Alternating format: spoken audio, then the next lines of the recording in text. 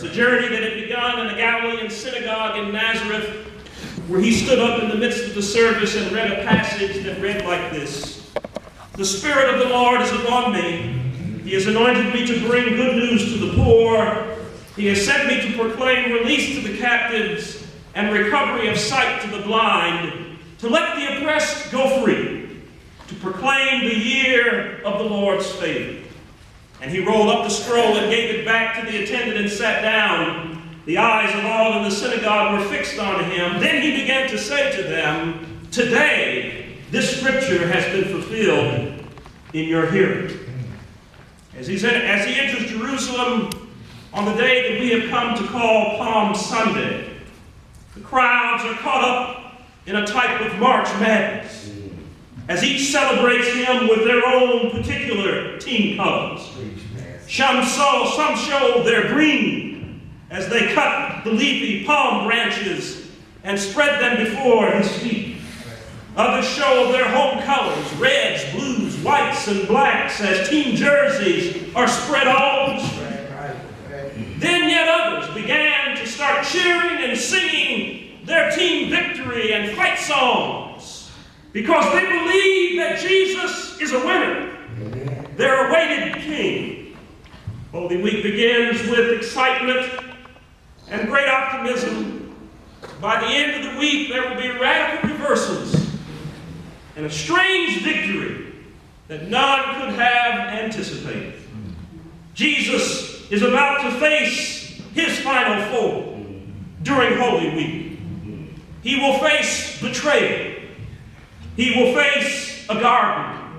He will face a trial. He will ultimately face a cross. In spite of overwhelming odds arrayed against him, he would be victorious and come out on top. But that's another story for another Sunday. The final four is that which must be faced and overcome before one can be victorious. We all are on a road to the final four.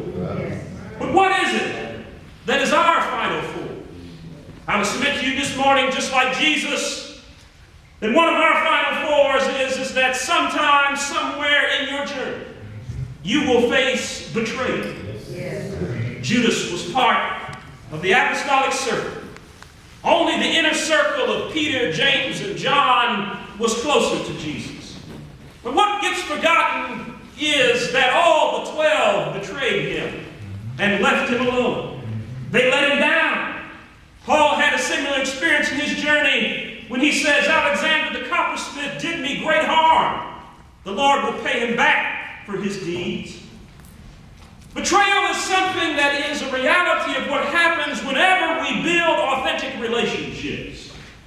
The fear to trust is often related to the fear to be hurt. But it's not possible to have relationships of any kind without trust. So we all run the risk of being hurt whenever we trust. Then it's better not to trust, some might say.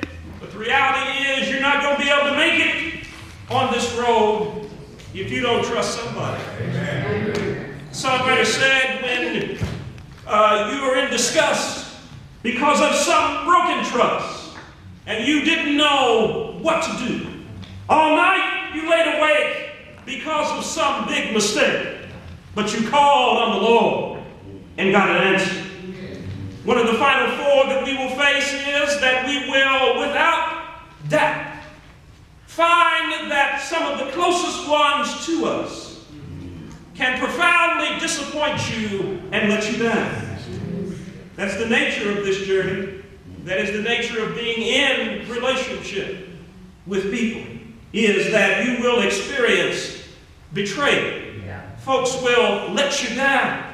People will break your heart. Now, that is not anything that has to do with people you don't care about. It always has to do with those who are connected to you. The Mills Brothers used to sing a song way back when. You always hurt the one you love. The one you shouldn't hurt at all. We know that it happens. It happened in Holy Week. As Judas sells Jesus out for 30 pieces of silver, as Simon Peter denies him 3 times, as the rest of the 11 all run and leave him in the hands of his enemies. But can you be like Jesus? Can you still be willing to love and to accept and to forgive? Amen. Can you still call someone friend who has behaved in the most unfriendly manner? As Judas comes leading the entourage that's going to arrest Jesus, Jesus meets him in the garden and hugs him like a friend. And Judas kisses him. And Jesus says to him, "Do you betray me with a kiss?" Jesus knew what was going on. See, when you are in relationship with folks, they can't pull stuff over on you. You can see it coming. You can know that it's about to happen. And Jesus knew that it was about to happen, but he invited it rather than ran from it. And even as Judas comes, he is willing to forgive. These are some of the tall orders that we face when we say that I will follow Jesus. Amen. Because Jesus calls us ever higher in this walk. Not the same old, but he calls us out of our comfort zone and out of ourselves to come and follow him. We, like Jesus, will be betrayed. But we, like Jesus, will also find ourselves in our own Garden of Gethsemane. The Garden of Gethsemane was where Jesus made the final commitment to finish the mission. He was put to the test as all the forces of evil arrayed themselves against him because they could see where this was going and they wanted him to default on this. But Jesus, as he is in his own agony in the garden, says, "My soul is exceedingly sorry, even to the point of death. Father, if it is possible, let this cup pass from me." You see, unlike us, when we face death, we don't really know what it is. It is a great mystery to us. It is a question mark to us.